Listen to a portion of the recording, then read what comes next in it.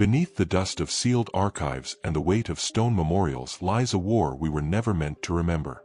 Its weapons were not all fired in battle, and its crimes were not all judged in court. In the shadows of treaties and victory parades, secrets were buried. Machines that should never have been built, orders that should never have been given. What survived was hidden in steel vaults and silent graves, waiting for someone reckless enough to look.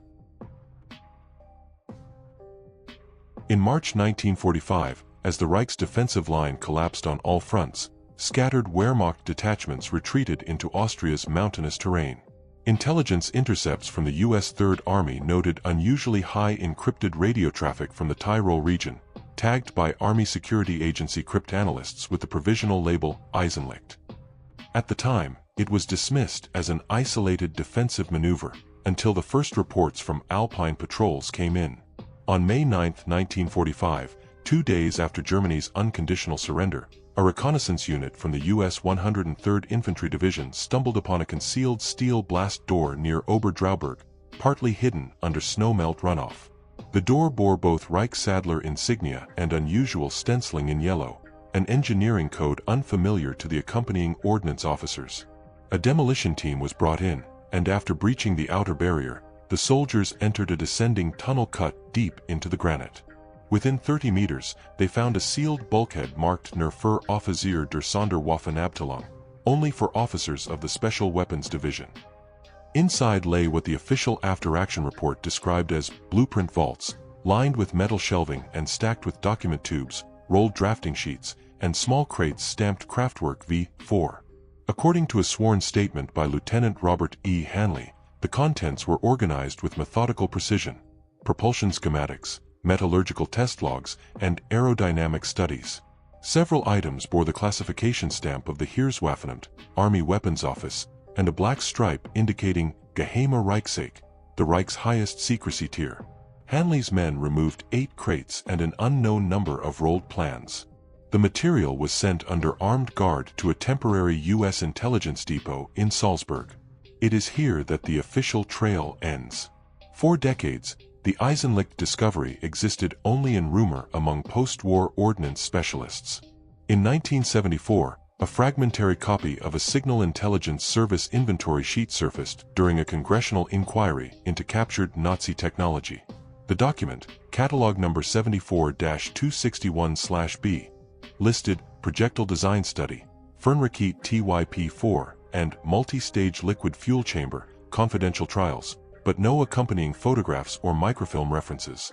The line item was stamped restricted, eyes only, with a red paperclip annotation. Historians familiar with Operation Paperclip note that the United States covertly recruited over 1,600 German scientists after the war, many from Piemont and related missile research facilities. Declassified CIA memoranda from 1947 suggest several engineers brought into the U.S. rocketry program may have been connected to Eisenlicht. A 1950 Air Force intelligence summary mentions Austrian storage complex, probable V4 lineage, and potential applicability in high-altitude reconnaissance platforms. This aligns with engineering advances that appeared in U.S. test programs far earlier than their public announcement dates. Yet the Eisenlicht vault reportedly had more than one chamber. In 1991, Hanley's surviving radio operator, Sergeant James Calloway, gave an oral history interview to the National World War II Museum. Off tape, he allegedly told researchers that one section of the tunnel was bricked off, and that an officer from the OSS, identified only as Major Adams, ordered them to leave it untouched. Calloway claimed they never returned, and the site was later collapsed with explosives. A 2004 Austrian forestry survey inadvertently reignited interest. LiDAR mapping in the Oberdrauberg highlands revealed unnatural voids consistent with reinforced subterranean structures. Independent investigators attempting to locate the entrance were met with official denials from both Austrian federal authorities and the U.S. Department of Defense, citing unverified claims and private property restrictions. What makes the Eisenlicht case especially troubling is the absence of destruction orders.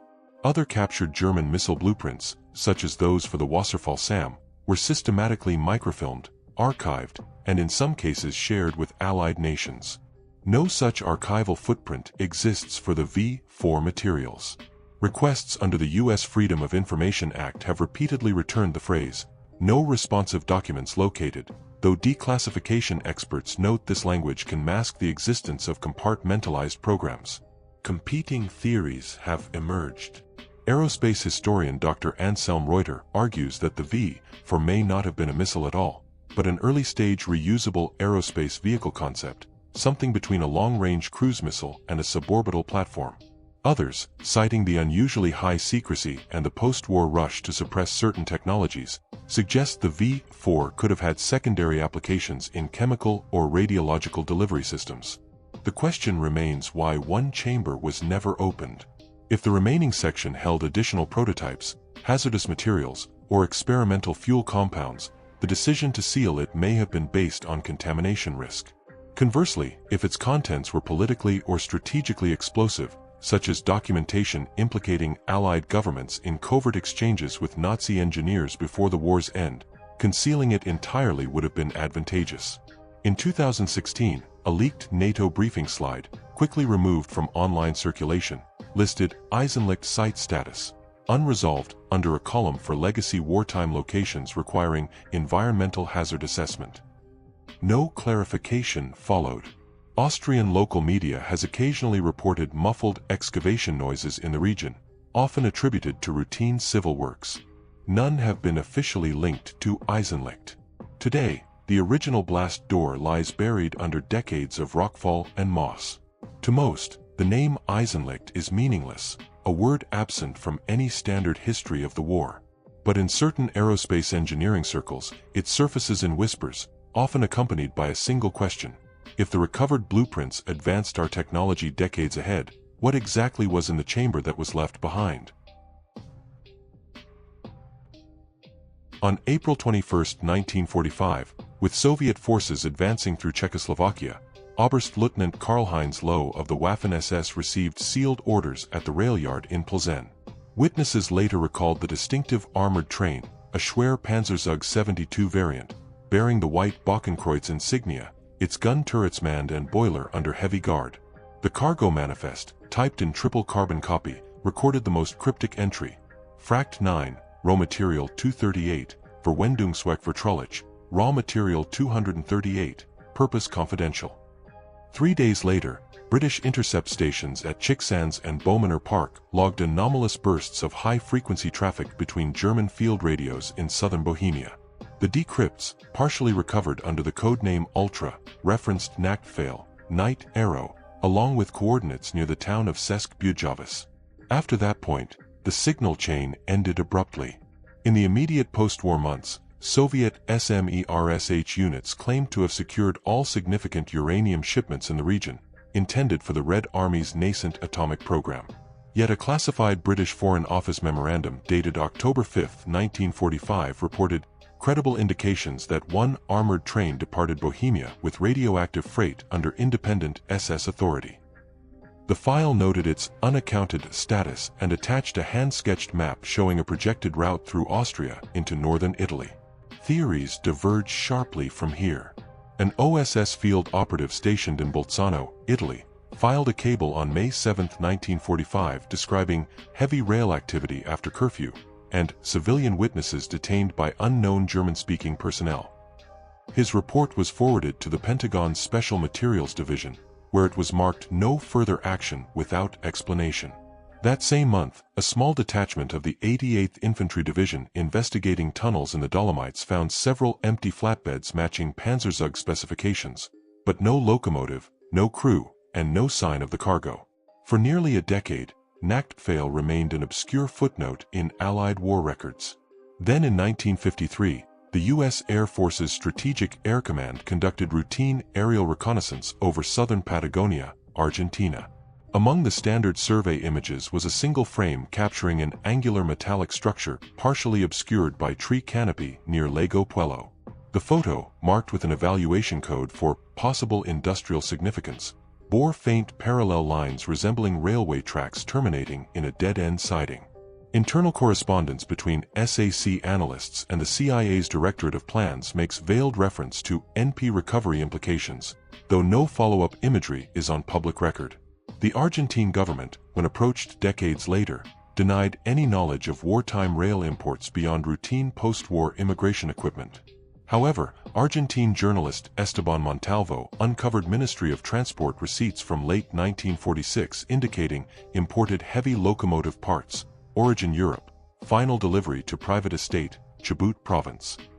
The estate's listed owner was a German national named Friedrich Lorenz, whose wartime service file, still sealed in Berlin, shows postings in SS Logistics under the same Oberstleutnant Loh who commanded Nachtpfeil.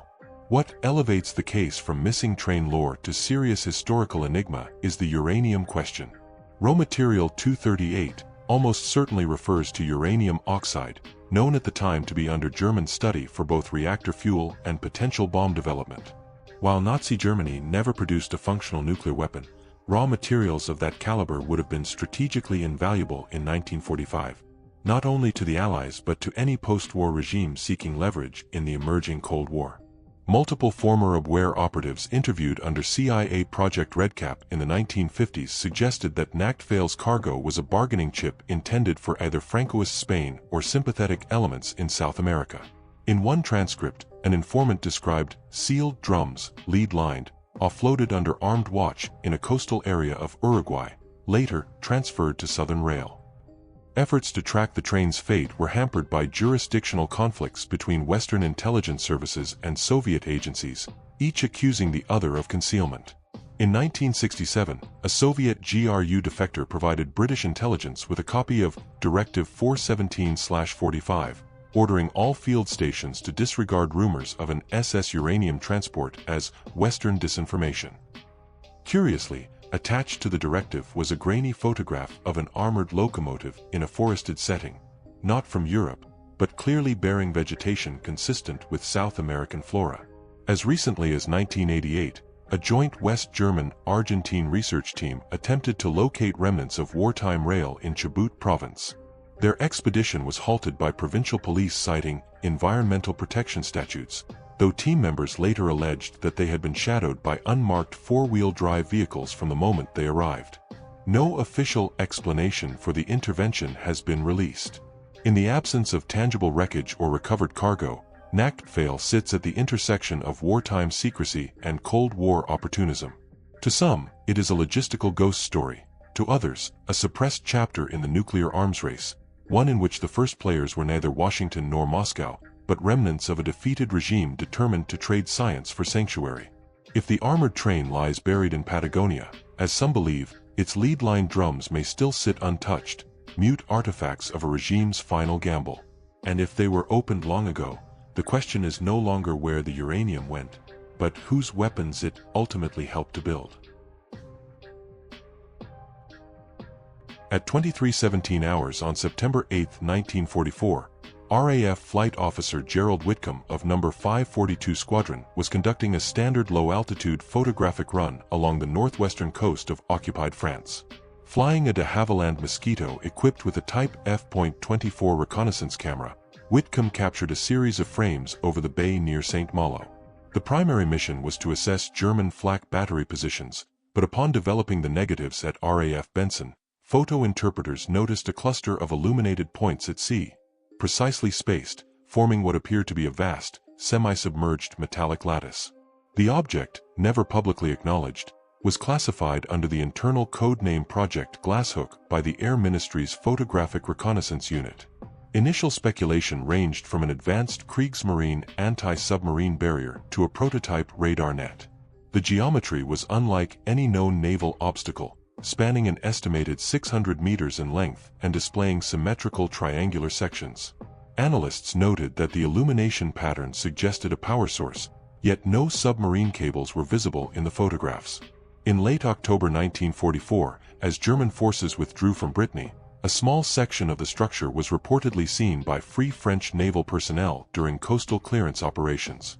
Their logbooks, entries now missing from the Service Historique de la Défense archives, described vertical pylons of unfamiliar alloy, and a faint humming detectable through the hull when in proximity. Bad weather forced a withdrawal before further investigation. Post-war, the site received little attention until 1949, when declassified French hydrographic surveys detected persistent sonar anomalies in the same grid coordinates. The anomalies exhibited intermittent high-frequency return signals inconsistent with known wrecks. French Naval Command requested technical assistance from the U.S. Office of Naval Research, ONR, which in turn brought the matter to the attention of the U.S. Navy's underwater demolition teams. On April 14, 1951, USS Pelican, AVP-6, deployed to the St. Malo sector with a team of 12 divers under Commander Paul H. Sheffield. According to Sheffield's later statement to ONR, the team reached the structure's uppermost sections at a depth of approximately 26 meters. They reported a gridwork of interlocking panels encrusted with marine growth, but still exhibiting a dull metallic sheen beneath. The metal composition was unusual, magnetically inert, yet resistant to standard cutting torches. More unsettling was the presence of a steady vibration detectable through contact, as if powered by a distant generator. In the words of diver Lieutenant James Falcone, the dive was abruptly terminated after only 17 minutes on site. Sheffield's log cites hazardous radiological conditions, though no follow-up radiological survey data has ever been released. Crew members later claimed that upon surfacing, several divers exhibited nausea and disorientation, and were kept in isolation aboard ship for the remainder of the voyage. When Pelican returned to Norfolk, all Glasshook materials were transferred under armed escort to the Naval Intelligence Command in Washington, D.C.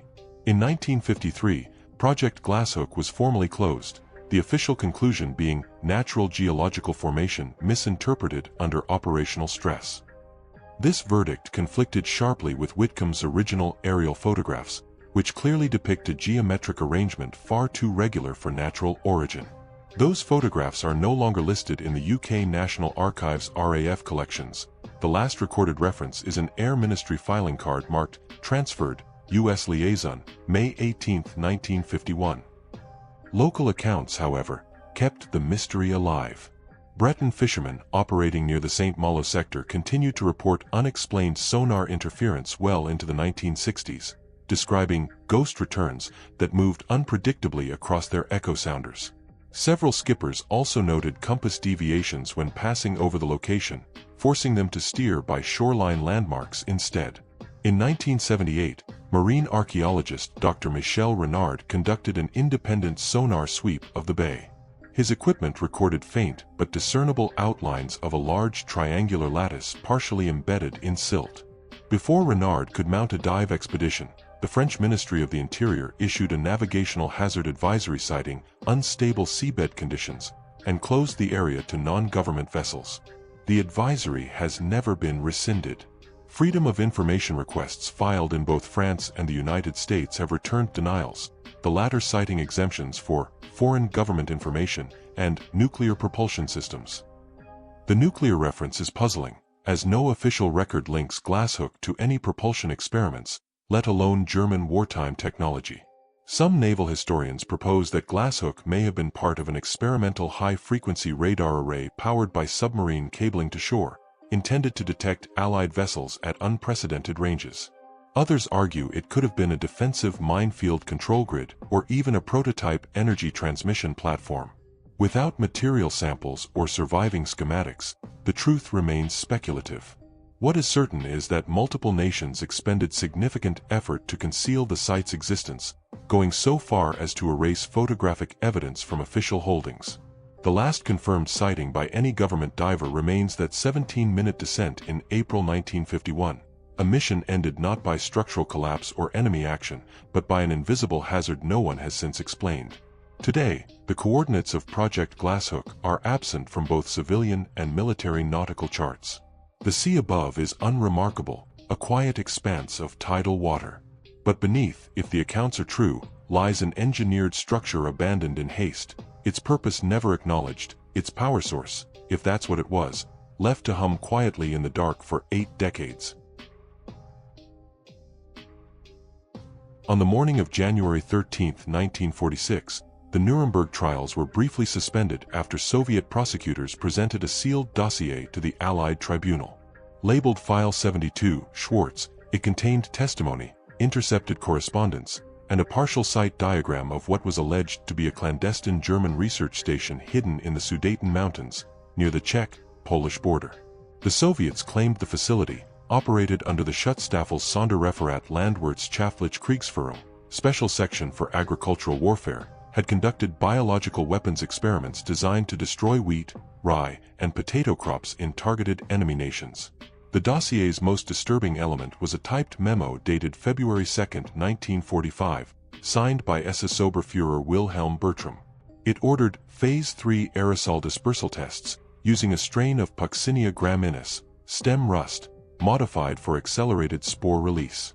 The memo's marginal notes referenced total yield collapse within 3 seasons and the need for controlled famine zones. Soviet prosecutors alleged the experiments aimed to cripple post-war reconstruction in occupied territories, ensuring German resurgence even in defeat.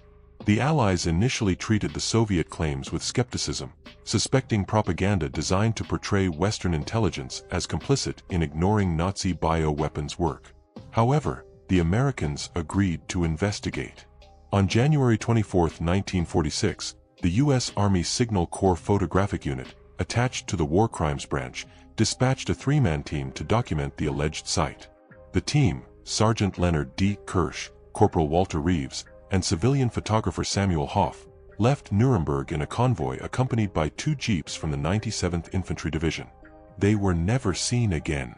Search parties combed the Sudeten foothills for 2 weeks, finding only tire tracks that veered off a forestry trail into snow-covered woodland, terminating near a narrow ravine. There was no sign of struggle, no vehicle wreckage, no bodies. The Soviets reported that their own investigators reached the supposed facility location days later, finding only blackened stone foundations and twisted metal beams. The char patterns suggested an intense, localized fire, though snowfall and meltwater had already obscured finer details. The incident generated quiet panic within the War Crimes Branch.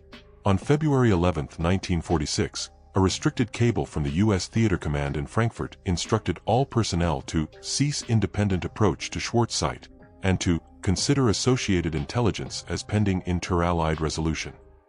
Behind closed doors, the Soviets accused the Americans of deliberately destroying the site to prevent the transfer of research materials to Moscow. American officers countered that the Soviets had staged the ruins to mask their own removal of evidence. In the years that followed, File 72 Schwarz disappeared from public record. No copy is held in the Nuremberg archives, and no photographic negatives of the site have surfaced. The last known reference is a U.S. Army Judge Advocate General's Office memo from June 18, 1946, noting loss of evidentiary potential, recommend administrative closure. In that same folder is an unrelated topographic map of the Sudeten Range with a penciled X over an unmarked valley. Oral histories collected in the 1970s from Czech villagers in the Krkonos region describe columns of smoke rising from the mountains in early February 1945, accompanied by the sound of heavy engines. One account speaks of railway flatcars loaded with sealed containers, guarded by armed SS troops wearing respirators. These trains reportedly traveled at night toward the Polish border. No surviving German rail records confirm such movements. The biological warfare angle remains the most contentious. The modified rust fungus described in the Bertram memo has never been verified, though wartime German plant pathology programs were documented in other contexts. Notably, British intelligence's Operation Vegetarian, its own plan to deploy anthrax-laced linseed cakes against German cattle, has long been declassified, lending plausibility to the concept of agricultural sabotage as a wartime weapon. In 1983, a retired GRU archivist, Vladimir Gusev, claimed during a closed symposium in Prague that the Soviets did recover glass ampoules and culture plates from the Schwarz site. According to Gusev, the samples were transferred to a facility in Sverdlovsk, where they were tested and later destroyed. When questioned, the Russian Ministry of Defense denied any knowledge of the matter, dismissing Gusev's account as misremembered hearsay. The most enduring mystery remains the fate of the 3 American photographers. Declassified U.S. Army personnel files show no official cause of death, only the entry, missing, presumed deceased. Their families received no remains, only folded flags and terse condolence letters. In 1999, a Czech hiker reported discovering what he believed to be a corroded Graflex camera in a gully near the Polish border. The camera's serial number plate had been filed off, and the hiker turned it over to local police. Within 48 hours, the camera was collected by unidentified officials and has not been seen since. Today, the location of the Schwartz site is unmarked, its coordinates absent from modern maps. The surrounding forest has reclaimed whatever scars the fire left behind. Without photographs, soil samples, or uncontested documentation, the allegations remain trapped between wartime accusation and Cold War denial. Still, for those who have studied File 72 Schwartz and the fragments that remain, the conclusion is inescapable. Something was there in the Sudeten Mountains, something considered dangerous enough that 3 men vanished, and an entire site was erased within days, leaving only an empty space in the historical record. In the winter of 1948, West Berlin was a city under siege. With the Soviet blockade in full effect, the Berlin airlift delivered thousands of tons of food, coal, and medical supplies daily to sustain the city's population. Amid the chaos of constant air traffic and round-the-clock logistics, a small, unexplained entry appeared on a Royal Air Force Gatow cargo manifest dated December 14, 1948. Special crate, do not open. The crate, recorded as 2.8 meters in length and weighing 780 kilograms, was marked only with the letters RPM 7, stenciled in white over dark green paint. According to an RAF loadmaster's signed statement, it arrived aboard a C-54 Skymaster from Fassberg, flown in under standard airlift security. Unlike most cargo, it was not offloaded onto the general depot floor. Instead, it was escorted by 2 armed personnel from the Air Ministry's Scientific Intelligence Division and taken directly to a locked hangar at the far end of Gatow's southern runway. No standard unloading paperwork survives in the RAF Gatow logs. Instead, the manifest for that day contains a conspicuous gap. Entries 148 and 150 are accounted for, but entry 149, the crate, has been physically cut out from the page, leaving a rectangular void. The surviving margins bear faint carbon smudges, suggesting the removal occurred after the document had been typed and signed. Informal accounts from RAF ground crew describe the crate as producing a faint, rhythmic hum, audible even from several feet away. One recalled that the sound ceased abruptly when the crate was moved from the aircraft to the hangar, as if a power source had been disconnected. Another, an aircraft mechanic named Thomas Elger, later told his son that he saw an embossed plate on one end of the crate with the word Peenemund and an unreadable serial number beneath. In 1949, debriefed German scientists under Operation Paperclip occasionally mentioned Peenemund projects that had been spirited out of the research facility before Soviet capture. Among these was an experimental Impulsantrieb, a pulse engine concept for sustained high-speed flight without conventional combustion. Such a device, even in prototype form, would have been of intense interest to both Western and Soviet engineers in the early Cold War. No official record links the RPM-7 designation to any known Peenemund program. However, an internal Air Ministry memorandum from February 1950, partially declassified in 1997, references Berlin transfer of high-priority propulsion asset and notes final disposition per Anglo-American agreement. The rest of the page is redacted. The physical trail of the crate ends at Gatow. In 1989, following the fall of the Berlin Wall, a former KGB archivist named Oleg Markov claimed in a West German television interview that the Soviets had intelligence on a British-held propulsion prototype removed from Berlin in 1948 to avoid capture. Markov alleged that the device had been moved to the United States within weeks of its arrival at Gatow, and eventually stored at Wright-Patterson Air Force Base under extreme classification. The British Ministry of Defense, when asked for comment, stated there was no record of such a transfer.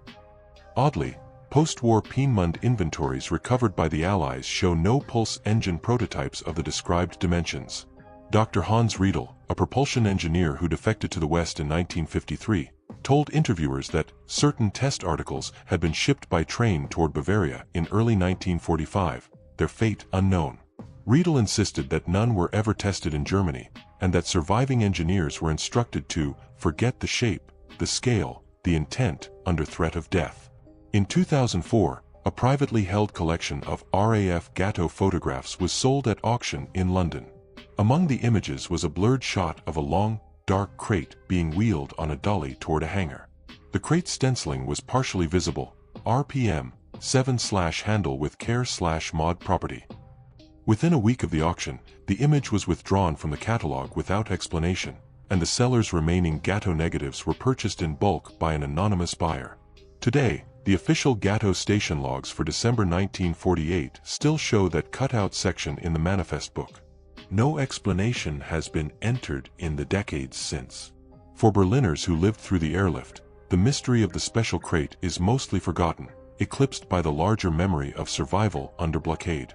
But for those who study the post-war transfer of advanced German technology, it remains an unsolved puzzle, an artifact that passed through a city of desperation and vanished into a deeper shadow, its hum silenced, its origin unacknowledged, its purpose perhaps still hidden in some unmarked warehouse.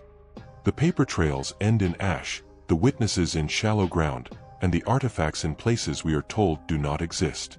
What remains are fragments, scraps of truth sharp enough to cut, scattered where no one dares to search. Yet every so often, a door creaks open, and for a moment, the darkness inside stares back. It is then we realize some histories are not forgotten. They are locked away because they were never meant to be known.